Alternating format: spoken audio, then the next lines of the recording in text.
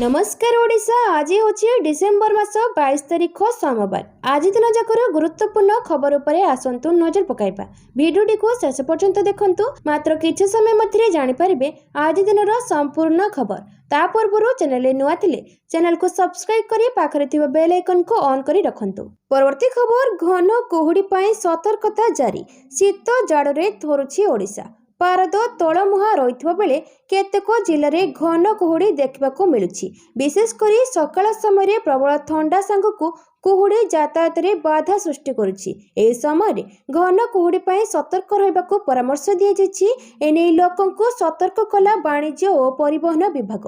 दुर्घटना निवारण पदक्षेप नेबा पई आरटीओ को निर्देश। घन कुहुड़ी आशंका थिबा 6 जिले में व्यापक हेबा सचेतनता। सुंदरगढ़, झारसुगुड़ा, कलाहांडी में व्यापक हेबा सचेतनता। कंधमाल, कोरापुट और संबलपुर में हेबा सचेतनता। परवर्ती खबर, परबर चतुर्थ संधि में जोग देबे मुख्यमंत्री। जातीय स्तरीय आदिवासी लोक महोत्सव परब रविवार अनुष्ठित होबाकू थिबा चतुर्थ संध्यारे मुख्यमंत्री मोहन चरण माझी मुख्य अतिथि भावे जोग देबे। जिलार विकास पई प्राय 550 कोटी टंकार विभिन्न प्रकल्पर घोषणा करिवे। मुख्यमंत्री अपराह्न 4टारे हेलिकॉप्टर जोगे विशाखापाटनारू आसी कोरापुट बीएसएफ हेलीपैड रे पहुंचीबा परे सेठारू कार स्थानीय स्वतंत्र सर्किट हाउस ठारे प्राय 2 घंटा धरी विभिन्न व्यक्ति विशेषों को साक्षात करिवे। संध्या 6टारे परब पड़िया को जिबे। सेठारे जिला प्रशासन पक्षरु स्वागत संबर्धना प्रदान कराजिबा परे पलेश्री मेला जाई सेठारे कराजितिबा मांडिया प्रदर्शन स्टॉल और कोरापुट कॉफी स्टॉल प्रदर्शन करिबा परे परब चतुर्थ सार शुभारंभ करिवे। परवर्ती खबर, श्रीमंदिर रत्न भंडार को नहीं मुहामुही विजय विश्वभूषण। श्रीमंदिर रत्न भंडार को नहीं मुहामुही विजय विश्वभूषण गतकाली विजय महापात्र मंतव्य पर तांको टार्गेट करछंती वरिष्ठ बीजेपी नेता विश्वभूषण हरिचंदन। भुवनेश्वर रे एक प्रेसमिट रे से कहछंती तथ्य संग्रह न करी प्रश्न पचारिबा ठीक नुहे। विजय तांको ऊपर को आंगुली उठाइबा दुर्भाग्यजनक।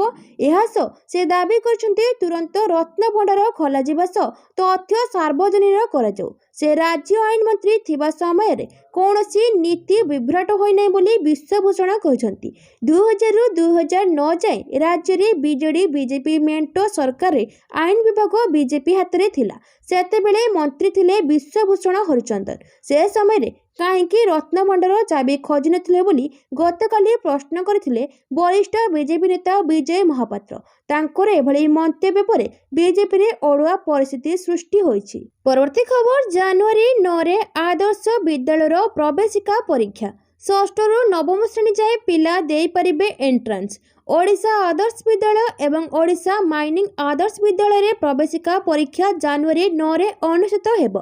6ठ श्रेणी प्रवेशिका परीक्षा सकाळ 10टारू आरंभ होई मध्याह्न 12टा पर्यंत चलिबो। सेहीपरि सप्तम, अष्टम और नवम श्रेणी प्रवेशिका परीक्षा सकाळ 10टारू आरंभ होई अपराह्न 1टा पर्यंत चलिबो। 6ठ श्रेणी प्रवेशिका परीक्षा पई 60 नंबर और सप्तम, अष्टम और नवम श्रेणी प्रवेशिका परीक्षा पई 100 नंबर रखा जायछि। एने माध्यमिक शिक्षा परिषद पक्षरु शनिवार विज्ञप्ति प्रकाश पाइछि। 6ठ श्रेणी नवम श्रेणी जाए हेबाकु थिबा एही प्रवेशिका परीक्षा प्रति ब्लॉक स्तर रे अनुष्ठित हेबो। माइनिंग आदर्श विद्यालयर प्रवेशिका परीक्षा पृथक भावे केवल खणी अंचल रे हेबो बोली बोर्ड पक्षरु कहा जायछि। परवर्ती खबर, कृषक रत्न सम्मान 2025 विकसित ओडिशार मुख्य स्तंभ कृषक। कृषक हेबा सौभाग्यर विषय, कारण कृषक आमर अन्नदाता। विकसित ओडिशार मुख्य स्तंभ होछि कृषक। उभय केंद्र और राज्य कृषक मानक विकास पई जो योजना करछंती से योजना जदि ठिकणा ढंग रे कार्यकारी करा जिवो तबे विकसित ओडिशार सफल रूपायन रे कोनोसी संदेह रहिबोनी। उपमुख्यमंत्री तथा कृषि और शक्ति मंत्री कनकवर्धन सिंह देव यह कहछंती। प्रमय और न्यूज 7 पक्षरु आयोजित कृषक रत्न सम्मान 2025 रो तृतीय संस्करण समारोह रे मुख्य अतिथि भावे जगदे श्री सिंहदेव यह कहछंती।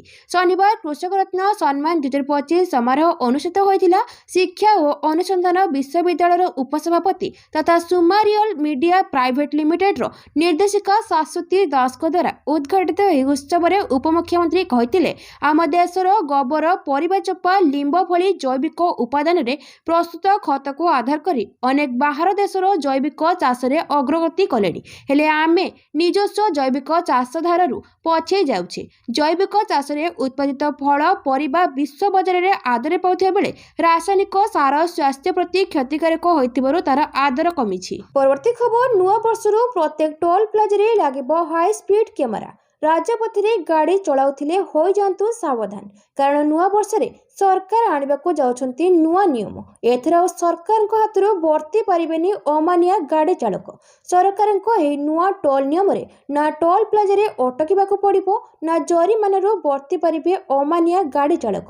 ତେବେ କେନ୍ଦ୍ର ସଡ଼କ ପରିବହନ ମନ୍ତ୍ରୀ ନୀତିନ ଗଡ଼କରୀଙ୍କ କହିବା ଅନୁଯାୟୀ 2026 ସୁଦ୍ଧା ଦେଶରେ ଏକ ସାଟେଲାଇଟ୍ ଟୋଲ୍ ଆଦାୟ ବ୍ୟବସ୍ଥା କାର୍ଯ୍ୟକାରୀ କରାଯିବ, ଯାହାଦ୍ୱାରା ଗାଡ଼ିଗୁଡ଼ିକ ଘଣ୍ଟା ପ୍ରତି 80 କିଲୋମିଟର ବେଗରେ ଟୋଲ୍ ପ୍ଲାଜା ପାର କରିପାରିବେ ଏବଂ ଗାଡ଼ିର ନମ୍ବର ପ୍ଲେଟ୍ ଏବଂ ଫାସ୍ଟ୍ୟାଗ୍ର ଫଟୋ ଉଠାଇବା ପାଇଁ ହାଇସ୍ପିଡ୍ କ୍ୟାମେରା ଲଗାଯିବ। ତାପରେ ଗାଡ଼ି ସହିତ ଲିଙ୍କ ହୋଇଥିବା ବ୍ୟାଙ୍କ ଆକାଉଣ୍ଟରୁ ସିଧାସଳଖ ଟୋଲ୍ ରାଶି କଟିଯିବ। ଏହାର ଅର୍ଥ କୌଣସି ନଗଦ ଟଙ୍କା ନାହିଁ, କୌଣସି ବାଧା ନାହିଁ ଏବଂ ଲମ୍ବା ଧାଡ଼ି ନାହିଁ। ପରବର୍ତ୍ତୀ ଖବର, ବିଧାୟକଙ୍କ ଦରମା ବୃଦ୍ଧି ନିଷ୍ପତ୍ତିକୁ ବିରୋଧ, ହାଇକୋର୍ଟଙ୍କ ଜନସ୍ୱାର୍ଥ ମାମଲା। ବିଧାୟକଙ୍କ ଦରମା ଓ ଭତ୍ତା ବୃଦ୍ଧି ପ୍ରସଙ୍ଗ ହାଇକୋର୍ଟରେ ପହଞ୍ଚିଛି। ଏ ସମ୍ପର୍କିତ ନିଷ୍ପତ୍ତିକୁ ବିରୋଧ କରି ହାଇକୋର୍ଟରେ ଜନସ୍ୱାର୍ଥ ମାମଲା ଦାୟର ହୋଇଛି। ହାଇକୋର୍ଟର ଆଇନଜୀବୀ କବିତା ପାତ୍ରଙ୍କ ତରଫରୁ ଦାୟର ଆବେଦନରେ ଏପରି ନିଷ୍ପତ୍ତି ଜନବିରୋଧୀ ଓ ଏହା ପ୍ରତ୍ୟାହାର ହେବା ଉଚିତ ବୋଲି ଦର୍ଶାଯାଇଛି। ଏକାଥରେ 2.5 ଗୁଣରୁ ଅଧିକ ବଢ଼ାଯାଇଛି। ଅନ୍ୟ ରାଜ୍ୟଗୁଡ଼ିକର ଯଦି ତୁଳନାତ୍ମକ ସ୍ଥିତି ଦେଖାଯିବ, ତେବେ ଏହି କ୍ଷେତ୍ରରେ ଓଡ଼ିଶା ଏବେ ପ୍ରଥମ ସ୍ଥାନ ଅଧିକାର କରିଛି। ବିଧାୟକଙ୍କ ଦରମା ଓ ଭତ୍ତା ବୃଦ୍ଧି ଦ୍ୱାରା ରାଜ୍ୟ ରାଜକୋଷରୁ ପ୍ରତି ମାସରେ 5 କୋଟି ଟଙ୍କାରୁ ଅଧିକ ଯିବ। ବିନା କୌଣସି ଆଧାରରେ ବିଧାୟକଙ୍କ ଦରମା ଓ ଭତ୍ତା ଏତେ ପରିମାଣ ବୃଦ୍ଧି କରାଯାଇଛି। କେଉଁ କାରଣରୁ ବିଧାୟକଙ୍କ ଦରମା ଏତେ ପରିମାଣରେ ବୃଦ୍ଧି କରାଯାଇଛି ତାହା ବୁଝା ପଡ଼ୁନାହିଁ। କେତେକ ବିଧାୟକ ବର୍ଦ୍ଧିତ ଦରମା ଗ୍ରହଣ କରିବେ ନାହିଁ ବୋଲି ସ୍ପଷ୍ଟ କରିଛନ୍ତି। ସାଧାରଣ ଲୋକ ମଧ୍ୟ ଏପରି ନିଷ୍ପତ୍ତିକୁ ସହଜରେ ଗ୍ରହଣ କରିପାରୁନାହାନ୍ତି। ଲୋକଙ୍କ ମତକୁ ସମ୍ମାନ ଦେଇ କେତେକ ରାଜନୈତିକ ଦଳ ଓ ବୁଦ୍ଧିଜୀବୀ ମଧ୍ୟ ଏପରି ନିଷ୍ପତ୍ତିର ପୁନର୍ବିଚାର ପାଇଁ ଦାବି କରିଛନ୍ତି ବୋଲି ଆବେଦନରେ ଉଲ୍ଲେଖ କରାଯାଇଛି। ପରବର୍ତ୍ତୀ ଖବର, ପିଓସିସି ନଥିଲେ ପେଟ୍ରୋଲ ପମ୍ପରେ ତେଲ ମିଳିବନି। ଦିଲ୍ଲୀ ଭଳି ଭୁବନେଶ୍ୱର ଏବଂ ରାଜ୍ୟର ବିଭିନ୍ନ ସହରରେ ବାୟୁ ପ୍ରଦୂଷଣ ମାତ୍ର ଦିନକୁ ଦିନ ବଢ଼ିବାରେ ଲାଗିଛି। ପ୍ରତିଦିନ ହଜାର ହଜାର ଗାଡ଼ି ପଞ୍ଜୀକରଣ ହେଉଥିବାରୁ ଏହାର ଧୂଆଁ ପରିବେଶକୁ ନଷ୍ଟ କରୁଛି। ଏପରିକି ଅନେକ ଗାଡ଼ିର ଫିଟନେସ୍ ନଥିବାରୁ ସେଥିରୁ ଅଧିକ ମାତ୍ରାରେ ଧୂଆଁ ବାହାରୁଛି, ଯେଉଁଥିପାଇଁ ବାୟୁ ପ୍ରଦୂଷଣ ବଢ଼ୁଛି। ଏହାକୁ ରୋକିବାକୁ ରାଜ୍ୟ ପରିବହନ ବିଭାଗ ପକ୍ଷରୁ ପଦକ୍ଷେପ ନିଆଯାଇଛି। ଯେଉଁ ମୋଟରଯାନର ବୈଧ ପ୍ରଦୂଷଣ ପ୍ରମାଣପତ୍ର ପିଓସିସି ନଥିବ, ସେହି ଗାଡ଼ିଗୁଡ଼ିକୁ ପେଟ୍ରୋଲ ନ ଦେବା ପାଇଁ ରାଜ୍ୟ ପରିବହନ ପ୍ରାଧିକରଣ ସଂସ୍ଥା ପକ୍ଷରୁ ସମସ୍ତ ତୈଳ ବିକ୍ରୟ କମ୍ପାନୀକୁ ଚିଠି ଲେଖାଯାଇଛି। ପରବର୍ତ୍ତୀ ଖବର, ରେଳ ଯାତ୍ରୀଙ୍କୁ ମହଙ୍ଗା ମାଡ଼। ଡିସେମ୍ବର 26 ତାରିଖରୁ ଲାଗୁ ହେବ ବର୍ଦ୍ଧିତ ଭଡ଼ା। ରେଳ ଯାତ୍ରୀଙ୍କ ପାଇଁ ଆସିଲା ବଡ଼ ଖବର। ଭାରତୀୟ ରେଳ ବିଭାଗ ସମସ୍ତ ବର୍ଗର ଯାତ୍ରୀଙ୍କ ପାଇଁ ରେଳ ଭଡ଼ା ବୃଦ୍ଧି କରିଛନ୍ତି। ଆଉ ଏହି ବର୍ଦ୍ଧିତ ଭଡ଼ା ଚଳିତ ମାସ 26 ତାରିଖରୁ ଲାଗୁ ହେବାକୁ ଯାଉଛି। ଏହି ବର୍ଦ୍ଧିତ ଭଡ଼ା ବିଶେଷ କରି ଅଧିକ ରାସ୍ତା ଯାଉଥିବା ଯାତ୍ରୀଙ୍କ ଉପରେ ପ୍ରଭାବ ପକାଇବ। ସ୍ୱଳ୍ପ ଦୂରତା ଯାତ୍ରା କରୁଥିବା ଲୋକଙ୍କ ଉପରେ ଏହାର ପ୍ରଭାବ ପଡ଼ିନପାରେ। 215 କିଲୋମିଟର ପର୍ଯ୍ୟନ୍ତ ସାଧାରଣ ବର୍ଗରେ ଯାତ୍ରା କରୁଥିବା ଲୋକଙ୍କ ଟିକେଟ ଉପରେ ଭଡ଼ା ବଢ଼ିବ ନାହିଁ। ଏହାଠାରୁ ଅଧିକ ଦୂର ଯାତ୍ରା କରୁଥିଲେ ପ୍ରତି କିଲୋମିଟର ପାଇଁ 1 ପଇସା ଅଧିକ ଭଡ଼ା ଲାଗିବ।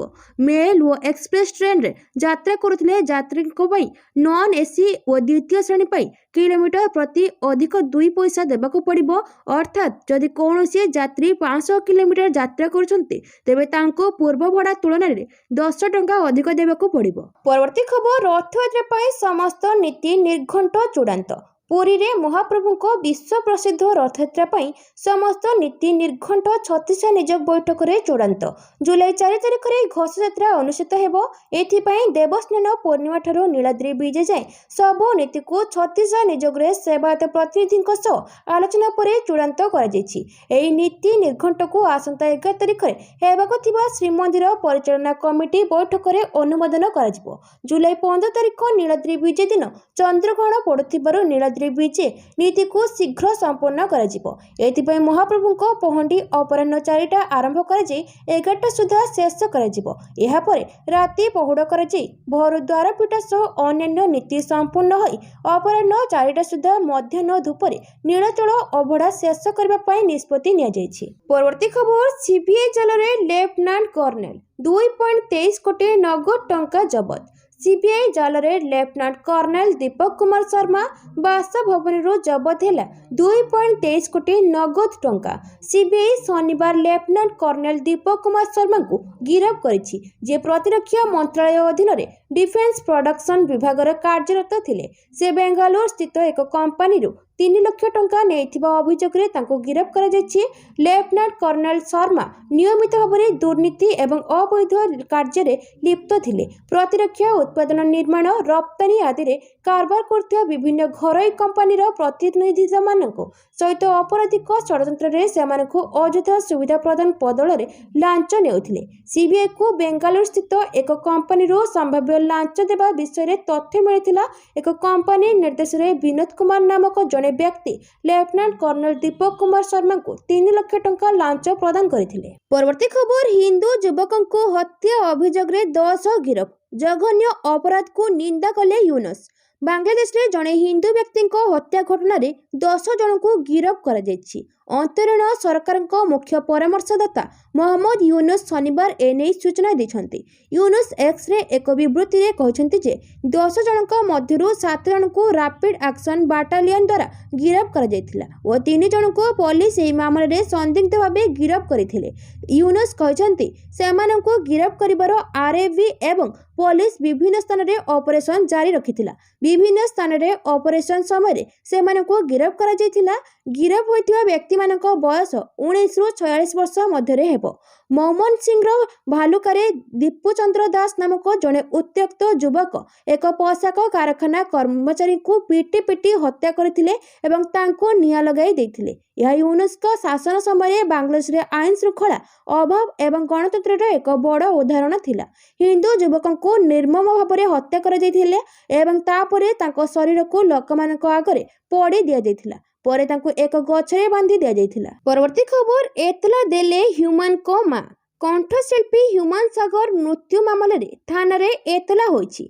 कटक मरकत नगर थाना रे ह्यूमान को मां एतला दिछंती निज पुओ को निर्यातना दिया जाइथिबा ह्यूमान को मां अभियोग करछंती। संदेहजनक बेले ह्यूमान को मृत्युर से तदंत दाबी करी थाना रे एतला दिछंती। मृत्युर कारण स्पष्ट होइनथिबा एतला रे उल्लेख रहिछि। अवहेला दुर्व्यवहार चाप विषक्रिया निशाद्रव्य प्रयोगर षड्यंत्र आर्थिक हेरफेरी डिजिटल प्रमाण नष्ट संपर्कित तदंत दाबी करा जायछि। प्रशांत बेहेरा लुलु महांती जगदीश महांती भूमिका संदेहजनक बोली उल्लेख रही। एथिसह आउ किछि निकट संपर्क श्रेया मिश्र तांको परिवार अर्पिता चौधरी और तांको परिवार ना मध्य एतरे से उल्लेख करछंती। एपरिकी अर्पितांको संपत्ति को नहीं से प्रश्न उठाइछंती। परवर्ती खबर वर्धित बिजुली बिल और धान संग्रह रे अव्यवस्था नहीं कांग्रेस आंदोलन डाकरा। जानतु केबे ओ केउ दिन बिजुली और धान संग्रह को नहीं आंदोलन पाई अंटा भिड़िलाणी कांग्रेस। बिजुली बिल रे टाटा पावर मनमानी राज्य रे धान संग्रह रे समस्या एवं महात्मा गांधी निश्चिंत कर्म नियुक्ति योजना रे ना परिवर्तन नहीं आंदोलन डाकरा दी कांग्रेस। आसंता काली अर्थात डिसेम्बर 22 तारिख रे मनरेगार नाम परिवर्तन नहीं समस्त सांगठनिक जिला मुख्यालय रे महात्मा गांधी प्रतिमूर्ति सामने रे धारणा और बीजेपी विरोध रे विक्षोभ दल जिला कांग्रेस सभापति दलर अन्य नेतृत्व वृंद और कर्मी मानक सह एक सभागारे जाई जिलापाल को स्मारक पत्र प्रदान करिवे। परवर्ती खबर मिलिला श्रीमंदिर रत्नभंडार चाबी। पुरी जिला रेकर्ड रूम सील लफाफारू डुप्लिकेट चाबीर संधान मिलिला। बहुचर्चित श्रीमंदिर भितर रत्नभंडार चाबी। पुरी जिला रेकर्ड रूम एक लकर बंद लफाफारू चाबी मिलथिबा सूचना मिली। लफाफा उपरे भितर रत्नभंडार डुप्लिकेट चाबी बोली लेखा जायछि। जिलापालଙ୍କ द्वारा गठित 2टी टीम 5 दिन खोजाखोजी करबा परे भंडार चाबी पाइछंती। पुरी जिलापाल अरविंद अग्रवाल ए सूचना दी। गत एप्रिल 4 तारिख में श्रीमंदिर बाहर रत्नभंडार जांच करने लगी हाईकोर्ट को निर्देश रे एक स्वतंत्र कमिटी गठन कर जायतिला। किंतु चाबी न मिलिबारु कमिटी सदस्य माने रत्नभंडार बाहर कांथ जांच करी फेरी आसीथिले। तेबे गत 48 वर्ष धरी श्रीमंदिर रत्नभंडार चाबी जिला ट्रेजरी को फेरी नथिबा ପୁରୀ ଜିଲ୍ଲାପାଳ ଅରବିନ୍ଦ ଅଗ୍ରୱାଲ ପୂର୍ବରୁ ପରିଚାଳନା କମିଟି ବୈଠକରେ କହିଥିଲେ। ରଥ ଭଣ୍ଡାର ଚାବି ହଜିବାକୁ ନେଇ ବିଭିନ୍ନ ମହଲରେ ଉଦ୍ବେଗ ପ୍ରକାଶ ପାଇଥିଲା। ପରେ ଗତ 4 ତାରିଖରେ ମୁଖ୍ୟମନ୍ତ୍ରୀ ନବୀନ ପଟ୍ଟନାୟକ ବିଚାର ବିଭାଗୀୟ ତଦନ୍ତ ନିର୍ଦ୍ଦେଶ ଦେଇଥିଲେ। ହାଇକୋର୍ଟରେ ଅବସରପ୍ରାପ୍ତ ବିଚାରପତି ଜଷ୍ଟିସ ରଘୁବୀର ଦାସ ତଦନ୍ତ କରିବେ। 3 ମାସ ମଧ୍ୟରେ ସେ ତଦନ୍ତ ରିପୋର୍ଟ ପ୍ରଦାନ କରିବେ। ଏହାପରେ ଚାବି ମିଳିଥିବା ନେଇ ପୁରୀ ଜିଲ୍ଲାପାଳ ଅରବିନ୍ଦ ଅଗ୍ରୱାଲ ସୂଚନା ଦେଇଛନ୍ତି। ପରବର୍ତ୍ତୀ ଖବର, ଶ୍ରୀଜୀଉଙ୍କ ଦର୍ଶନ ବେଳେ ଯୁବତୀଙ୍କୁ ଅସଦାଚରଣ ଅଭିଯୋଗ, ସେବାୟତ ଗିରଫ। ପୁଣି ବିବାଦରେ ଶ୍ରୀମନ୍ଦିର। ଶ୍ରୀଜୀଉଙ୍କ ଦର୍ଶନ ବେଳେ ଜଣେ ଯୁବତୀଙ୍କୁ ଜଣେ ସେବାୟତଙ୍କ ଅସଦାଚରଣ ଅଭିଯୋଗ। ଏନେଇ ସିଂହଦ୍ୱାର ଥାନାରେ ଅଭିଯୋଗ କରିବା ପରେ ଅଭିଯୁକ୍ତ ସେବାୟତ ସନ୍ତୋଷ କାରଙ୍କୁ ଗିରଫ କରିଛି ପୋଲିସ। ସୂଚନା ଅନୁସାରେ ବ୍ରହ୍ମପୁରର ଜଣେ ଯୁବତୀ ପରିବାର ସହ ନାଟ ମଣ୍ଡପରୁ ଶ୍ରୀଜୀଉଙ୍କ ଦର୍ଶନ କରୁଥିବା ବେଳେ ଦାଣ୍ଡିମାଳ ସାହିରେ ସେବାୟତ ସନ୍ତୋଷଙ୍କର ପ୍ରଥମେ ଛୁଇଁଥିଲେ। ତେବେ ଭିଡ଼ ଭିତରେ ଏଭଳି ହୋଇଥିବା ଭାବି ଯୁବତୀ ଜଣକ ପ୍ରଥମ ଥର ଚୁପ୍ ରହିଥିଲେ। କିନ୍ତୁ କିଛି ସମୟ ପରେ ସେବାୟତ ଜଣକ ପୁଣି ଥରେ ଛୁଇଁବାକୁ ଉଦ୍ୟମ କରିବା ବେଳେ ଯୁବତୀ ଜଣକ ଚିତ୍କାର କରିଥିଲେ। ଘଟଣା ପରେ ନିକଟରେ ଥିବା ଭକ୍ତ ଓ ପୋଲିସ ସମ୍ପୃକ୍ତ ସେବାୟତକୁ କାବୁ କରିଥିଲେ। ଏହାପରେ ଯୁବତୀଙ୍କ ଅଭିଯୋଗ କ୍ରମେ ତାଙ୍କୁ ଗିରଫ କରାଯାଇ କୋର୍ଟ ଚାଲାଣ କରାଯାଇଛି। ପରବର୍ତ୍ତୀ ଖବର, 12,000 କୋଟି ଟଙ୍କାର ସାର କାରଖାନାର ଶିଳାନ୍ୟାସ କଲେ ପ୍ରଧାନମନ୍ତ୍ରୀ। ଆସାମ ଏବଂ ଏହାର ପଡ଼ୋଶୀ ରାଜ୍ୟଗୁଡ଼ିକରେ ସାରର ଆବଶ୍ୟକତା ପୂରଣ କରିବା ଏବଂ ସାର ଉପରେ ଆମଦାନୀ ହ୍ରାସ କରିବା ଉଦ୍ଦେଶ୍ୟରେ ଆଜି ପ୍ରଧାନମନ୍ତ୍ରୀ ନରେନ୍ଦ୍ର ମୋଦି ଆସାମର ଦିବ୍ରୁଗଡ଼ ଜିଲ୍ଲାସ୍ଥିତ ନାମରୁପଠାରେ 12,000 କୋଟି ଟଙ୍କାର ଏକ ସାର କାରଖାନାର ଶିଳାନ୍ୟାସ କରିଛନ୍ତି। ସମ୍ପୃକ୍ତ ଅଞ୍ଚଳରେ ସାର ଉତ୍ପାଦନ ଏବଂ କୃଷିର ବିକାଶ କରିବା ଉଦ୍ଦେଶ୍ୟରେ ଏହି ସାର କାରଖାନା ସ୍ଥାପନ କରାଯାଉଛି। ଏହି ସାର କାରଖାନାକୁ ବାର୍ଷିକ 12.7 ଲକ୍ଷ ମେଟ୍ରିକ୍ ଟନ୍ ୟୁରିଆ ଉତ୍ପାଦନ କରିବା ଲକ୍ଷ୍ୟ ରଖାଯାଇଛି। ଏହି ଅବସରରେ ପ୍ରଧାନମନ୍ତ୍ରୀ କହିଛନ୍ତି, ଲୋକଙ୍କ ହିତ ପାଇଁ ସରକାର ସବୁବେଳେ କାର୍ଯ୍ୟ କରୁଛନ୍ତି। ଚାଷୀମାନଙ୍କ କଲ୍ୟାଣ ପାଇଁ ବିଭିନ୍ନ ପଦକ୍ଷେପ ନିଆଯାଉଛି। ପରବର୍ତ୍ତୀ ଖବର, ଥଣ୍ଡାରେ ପୁଣି ବଢ଼ିଲା ଅଣ୍ଡା ଦର। ବଜାରରେ ଗୋଟା 9 ଟଙ୍କା, କିଣା 7 ଟଙ୍କା। ପୁଣି ବଢ଼ିଲା ଅଣ୍ଡା ଦର। ବଜାରରେ ଗୋଟା 9 ଟଙ୍କା। କିଛି ଦିନ ତଳେ ଗୋଟା 7 ଟଙ୍କା ଥିବା ବେଳେ ହଠାତ୍ ଦର ପୁଣି 2 ଟଙ୍କା ବଢ଼ିଯାଇଛି। କେବଳ ସେତିକି ନୁହେଁ, ଅଣ୍ଡା ଟ୍ରେ 180 ଟଙ୍କା ଥିବା ବେଳେ ଏବେ ତାହା 270 ଟଙ୍କା ଛୁଇଁଛି। ଗୋଟିଏ ପଟେ ଥଣ୍ଡା ଅନୁଭୂତ ହେଉଥିବା ବେଳେ ଅଣ୍ଡା ଦର ଶୁଣିବା ବେଳକୁ ମୁଣ୍ଡ ଗରମ ହେଇଯାଉଛି। କେବଳ ଭୁବନେଶ୍ୱରରେ ନୁହେଁ, କଟକର ମଧ୍ୟ ସମାନ ସ୍ଥିତି। ଗାଁରେ ଅଣ୍ଡା ଆଦୌ ମିଳୁନି। ବେପାରୀଙ୍କ କହିବା କଥା, ଫାର୍ମରେ ଥଣ୍ଡା ଅଭାବ ପଡ଼ିଛି। ସେଠାକୁ ଆବଶ୍ୟକ ପରିମାଣର ଅଣ୍ଡା ଆସୁନଥିବାରୁ ଏଭଳି ସ୍ଥିତି ସୃଷ୍ଟି ହୋଇଛି। ତଥାପି ଆସନ୍ତା ମାସ ବେଳକୁ ଦର ଖସି ଆସିବ ବୋଲି ଅନୁମାନ କରାଯାଇଛି। ପରବର୍ତ୍ତୀ ଖବର, U19 ଏସିଆ କପ୍ ଫାଇନାଲ ହାତେଇଲା ପାକିସ୍ତାନ। 191 ରନରେ ଭାରତକୁ ହରାଇଲା। ଦୁବାଇର ICC ଏକାଡେମୀ ଗ୍ରାଉଣ୍ଡରେ ଭାରତ ଓ ପାକିସ୍ତାନ ମଧ୍ୟରେ ଅଣ୍ଡର-19 ଏସିଆ କପ୍ ଫାଇନାଲ ମ୍ୟାଚରେ ପାକିସ୍ତାନର ବିଜୟ। ପାକିସ୍ତାନର 348 ରନର ବିଶାଳ ସ୍କୋରକୁ ପିଛା କରୁଥିବା ଭାରତୀୟ ଟିମ୍ 157 ରନ୍ କରି ଅଲ୍ ଆଉଟ୍ ହୋଇଯାଇଥିଲା। ଭାରତର ଟପ୍ ଅର୍ଡର ପୁରା ଫେଲ୍ ମାରିଛି। ପ୍ରଥମ 5 ଓଭରରେ ବୈଭବ ସୂର୍ଯ୍ୟବଂଶୀ, ଆୟୁଷ ମହେତ୍ରେ ଏବଂ ଆରୋନ୍ ଜର୍ଜ ଆଉଟ୍ ହୋଇ ପାଭିଲିୟନ ଫେରିଛନ୍ତି। ଆଉ 5 ଓଭର ବିହାନ ମଲ୍ହୋତ୍ରା ଓ ବେଦାନ୍ତ ତ୍ରିବେଦୀଙ୍କ ୱିକେଟ୍ ଯାଇଛି। ପରବର୍ତ୍ତୀ ଖବର, ରେଡ୍ ଫ୍ଲାଗ୍ ଶ୍ରେଣୀରେ ଅନ୍ତର୍ଭୁକ୍ତ ହେଲା ଶହୀଦନଗର ଗଣଦୁଷ୍କର୍ମ ମାମଲା। ମାମଲାର ତଦାରଖ କରିବ CAW। ରେଡ୍ ଫ୍ଲାଗ୍ ଅନ୍ତର୍ଭୁକ୍ତ ହେଲା ଶହୀଦନଗର ଗଣଦୁଷ୍କର୍ମ ମାମଲା। ଶହୀଦନଗରରେ ଗଣଦୁଷ୍କର୍ମ ମାମଲାର ମନିଟର କରିବ crime against women. Digital evidence, scientific evidence ସହ ତଦନ୍ତର ଅଗ୍ରଗତି ନେଇ ତଦନ୍ତକାରୀ ଅଧିକାରୀଙ୍କ ସହ ହେବ ଆଲୋଚନା। ଶହୀଦନଗରରେ ଏକ ଭଡ଼ା ଘରେ 2 ଅଭିଯୁକ୍ତ ଜଣେ ନାବାଳିକାଙ୍କୁ ଦୁଷ୍କର୍ମ କରିଥିବା ଅଭିଯୋଗ ହୋଇଛି। ଚାକିରି ପ୍ରଲୋଭନ ଦେଖାଇ ଭୁବନେଶ୍ୱରକୁ ଡକାଇ ଏକ ଭଡ଼ା ଘରେ ନାବାଳିକାକୁ ଗଣଦୁଷ୍କର୍ମ କରିଥିବା ଅଭିଯୋଗ ହୋଇଛି। ଡାଟା ଏଣ୍ଟ୍ରି ଅପରେଟର ଚାକିରି ଦେବାକୁ ସୋସିଆଲ ମିଡିଆରେ ବିଜ୍ଞାପନ ଦେଇଥିଲେ ଅଭିଯୁକ୍ତ। ଯୁବତୀଙ୍କ ପୁରୁଷ ବନ୍ଧୁ ତାଙ୍କୁ ଭୁବନେଶ୍ୱର ଶହୀଦନଗର ସ୍ଥିତ ଅଭିଯୁକ୍ତ ରହୁଥିବା ଘରେ ଛାଡ଼ିଥିଲେ। ଏପରିକି ନାବାଳିକାକୁ ଫୋନ୍ ମଧ୍ୟ ନେଇ ପଳାଇଥିଲେ। ପରେ 2 ଅଭିଯୁକ୍ତ ନାବାଳିକାଙ୍କୁ ଦୁଷ୍କର୍ମ କରିଥିବା ଅଭିଯୋଗ ହୋଇଥିଲା। ମାମଲାରେ ପୋଲିସ 2 ଅଭିଯୁକ୍ତଙ୍କୁ ବାନ୍ଧିଛି। ସେମାନେ ହେଲେ ଖୋର୍ଦ୍ଧା କେରଙ୍ଗ ଅଞ୍ଚଳର ଅକ୍ଷୟ ଦାସ ଓ ମୁକୁନ୍ଦ ପ୍ରସାଦ ଅଞ୍ଚଳର ସାହିଲ ଖାନ୍। ଘଟଣାସ୍ଥଳରେ ସାଇଣ୍ଟିଫିକ୍ ଟିମ୍ ପହଞ୍ଚି ପ୍ରମାଣ ଯୋଗାଡ଼ କରିଛନ୍ତି। ପୀଡ଼ିତାଙ୍କ ଅଭିଯୋଗ ଅନୁସାରେ ଗତ 18 ତାରିଖରେ ତାଙ୍କୁ ଭୁବନେଶ୍ୱର ଡକାଯାଇଥିଲା। ସେ ପହଞ୍ଚିବା ପରେ ଅଭିଯୁକ୍ତମାନେ ତାଙ୍କୁ ଏକ ରୁମ୍କୁ ନେଇ ଦୁଷ୍କର୍ମ କରିଥିଲେ। पीड़िता कौशल क्रमे सेठारु खसी आसी शहीदनगर थाना रे अभियोग करथिले। पुलिस चढ़ाऊ करी 2 अभियुक्तଙ୍କୁ गिरफ करिछि। एबे भी पीड़िताଙ୍କ पुरुष बंधु धरा पड़ी नथिबा बेले पुलिस तांको धरिबाको चेष्टा चलाइछि। पुरुष बंधुको फोन ऑफ थिबारु एथिरे तांकर संपृक्ति थिबा संदेह करा जाउछि। परवर्ती खबर संसदर आगामी अधिवेशन रे नकली सार और कीटनाशक उत्पादन रखिबा लागि विधेयक आगत करिवे सरकार। संसदर आगामी अधिवेशन रे केंद्र सरकार कृषि एवं कृषक मानक कल्याण निमंते नकली सार और कीटनाशक उत्पादन रखिबा लागि विधेयक आगत करिवे बोली केंद्र मंत्री शिवराज सिंह चौहान कहिसंती।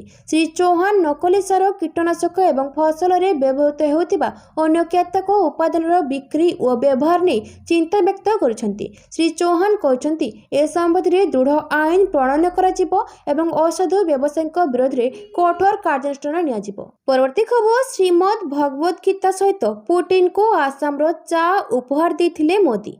निकटरे भारत गस्तरे आसिथिले रूस राष्ट्रपति व्लादिमीर पुतिन को भारत गस्त समय तांको भारत रे भव्य संबर्धना कराजिबा सहित बहुत बड़ बड़ प्रसंग रे आलोचना मध्य होइथिला।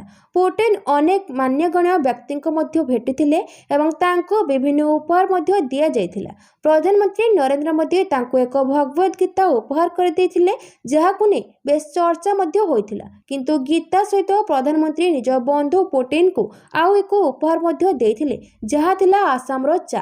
पुतिन को आसाम रो चा उपहार देथिले भारत रो प्रधानमंत्री नरेंद्र मोदी। परवर्ती खबर एथर रविवार उपस्थापन होई पारे बजेट। 8 थर उपस्थापना करथिबा देशर प्रथम अर्थमंत्री हेबे सीतारामन। बजेट 2026 रे एथर रविवार उपस्थापन होई पारे। 2026 फेब्रुआरी पहिला एथर रविवार पड़ुछि। एही दिन गुरुवार रविदास को जयंती मध्य पड़ुछि। 2025 रे गुरु रविदास जयंती 12 फेब्रुआरी रे बुधवार दिन पड़िथिला। संसदर बजेट अधिवेशन मध्य रे यह पड़िथिला। एही कारण जोगु संसदर उभय गृह रे कोनोसी बैठक होई नथिला। यह पूर्वरु 18 फेब्रुआरी 1981 रे गुरु रविदास जयंती रे संसदर कार्यकलाप को स्थगित रखा जायथिला। फेब्रुआरी 1 रे बजेट उपस्थापन हेले 2017 रे बजेट तारीख परिवर्तन पर प्रथम थर रविवार बजेट आसिबो। अर्थमंत्री निर्मला सीतारामनकर यह 8म बजेट एवं मोदी सरकार तृतीय पाळीर द्वितीय पूर्ण बजेट हेबो। लगातार 8म वेतन उपस्थापन करथिबा देशर प्रथम अर्थमंत्री हेबे सीतारामन। परवर्ती खबर बीएसएफ कनेस्टेबल नियुक्ति रे पूर्वतन अग्निवीर को मिलिबो 50% संरक्षण। गृह मंत्रालय जारी कला विज्ञप्ति। केंद्र गृह मंत्रालय सीमा सुरक्षा बल रे कनेस्टेबल नियुक्ति पई पूर्वतन अग्निवीर को कोटा को 10% रु 50% को वृद्धि करिछि। मंत्रालय ए संपर्क रे एक विज्ञप्ति जारी करिछि। विज्ञप्ति अनुसार सीमा सुरक्षा बाहिनी जनरल ड्यूटी क्याडर नियुक्ति नियम 2015 रे संशोधन माध्यम रे एही समय सीमा को वृद्धि करा जायछि। पूर्वतन अग्निवीर को प्रथम ब्याज सर्वाधिक बयस सीमा रे 5 वर्ष पर्यंत छाड़ पाइबो जेतेबेले कि बाकी अग्निवीर मानकु 3 वर्ष छाड़ मिलिबो। विज्ञप्ति रे कहा जायछि जे प्रथम पर्याय रे पूर्वतन अग्निवीर मानक पई संरक्षित खाली पदवी रे 50% पूर्ण करा जिवो। द्वितीय पर्याय रे स्टाफ सिलेक्शन कमिशन पूर्वतन अग्निवीर मानक व्यतीत अन्य प्रार्थीक पई खाली पदवी रे अवशिष्ट 47% पूर्ण करिवो। प्रथम पर्याय रे एक निर्दिष्ट वर्ग रे पूर्वतन अग्निवीर मानक पई खाली पड़ुवा पदवी पई मध्य नियुक्ति करा जिवो। महिला प्रार्थीक पई खाली पदवी संख्या प्रतिवर्ष सीमा सुरक्षा बाहिनी महानिर्देशकों द्वारा कार्य आवश्यकता उपरे निष्पत्ति नियाजिबो। परवर्ती खबर भारत सीमा रे ड्रोन उड़ाउछि बांग्लादेश। हिंसा रे बुड़ी रहितिबा बांग्लादेश रे भारत विरोधी मनोभाव द्रुत गति रे प्रसारित हेउछि। भारत विरोधी भावनार एक लहरी सृष्टि होछि। इनक्लाब मंचर संयोजक शरीफ ओस्मान हादीको मृत्यु परे बांग्लादेश जळुछि। अशांतिर निया आहुरी तीव्र हेउछि एवं किछि बांग्लादेशी मौलवादी एही सुजोगर भारत विरोधी कार्यकलाप को तीव्र करछन्ति। सेमाने भारत विरोधी रे घृणार विष विस्तार करछन्ति। भारतर उत्तर पूर्व राज्य मानकु कब्जा करिबा ठारू आरंभ करी भारतीय हाई कमिशन उपरे आक्रमण धमक देबा पर्यंत बांग्लादेशी मौलवादी नेता माने भारतीय हाई कमिशन उपरे आक्रमण करिबाकू धमक देउछन्ति। परवर्ती खबर संघ को बीजेपी चश्मारू देखिबा उचित नुहे। मोहन भागवत राष्ट्रीय स्वयंसेवक संघ मुख्य मोहन भागवत कहते जे संघर तुलना किंबा भूल व्याख्या करने द्वंद्व सृष्टि करिपारे। कोलकातार आरएसएस रो 100तम व्याख्यान श्रृंखल भाषण दे से स्पष्ट कर संघ एक साधारण सेवा संगठन नुहे किंबा यहाको बीजेपी दृष्टिकोण देखा उचित नुहे।